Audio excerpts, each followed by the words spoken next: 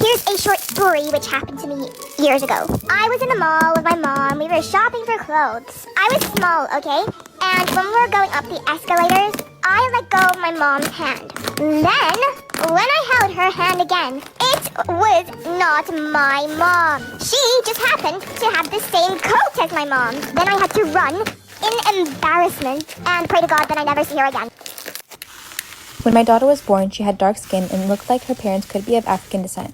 My husband was furious and accused me of cheating and left right then and there. He told everyone on both sides of the family what happened and wanted a divorce. Then his friends and families all called me to say how upset they were and called me really nasty names. My mother was by my side the entire time as I kept professing my innocence. He refused to pick me up from the hospital, threw myself out on the lawn and changed the locks. When my sister called to get the baby stuff, he texted her a picture of a bare nursery room and said he got rid of everything. He even destroyed my art studio.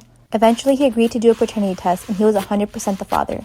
No one could believe this, so he did it again, and he was the dad. One of his cousins did the ancestry thing and found out there was 30% of African in their family.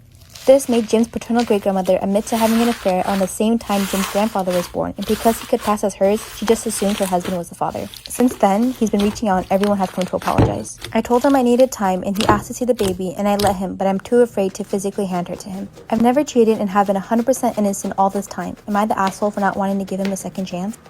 I'm pretty sure my parents have very selective hearing. I would be there minding my own business, doing my own thing, right? And then I would hear my mom screaming my names from the bottom of the stairs. So I would go like, what? Really loudly. And so many times, but she literally wouldn't be able to hear me. Then I would have to go down and my mom would just be there asking, oh, what are you doing? But when it's like 2 a.m. in the morning and I'm calling my friends, whispering, barely making a sound, basically just breathing, she would already be storming to my bedroom, half asleep, yelling at me to shut up. How does this work? So last night we went to this really good Italian restaurant called Michelli's, and they have singing waiters and waitresses there. Bonus! So after we're done with our delicious Italian food, here come the singing waiters and waitresses singing happy birthday to me. And it wasn't even my birthday. Instead of cake, it was spumoni ice cream with some candles stuck in it. And when they get to the part where they say my name, it wasn't even my name. And then I glanced over at the table next to us, and they had this really weird look on their face, like that was supposed to be our spumoni birthday ice cream. So we kind of just got free ice cream that night. My brother's allergic to pork, but how come when his best friend Nick comes over, he says, oh yes, give me that sausage. So a couple days ago, I was on vacation at my cousin's house, and the last night that I was staying there, we went out to go get some pizza at this really good pizza place. And yeah, we all got pizza, it was really good. And then as we were finishing up, my little cousin decided to let one slide. She farted. And it was really, really loud. Everyone looked at me like I did it, and that was already embarrassing enough. And then she just decided to blame it on me.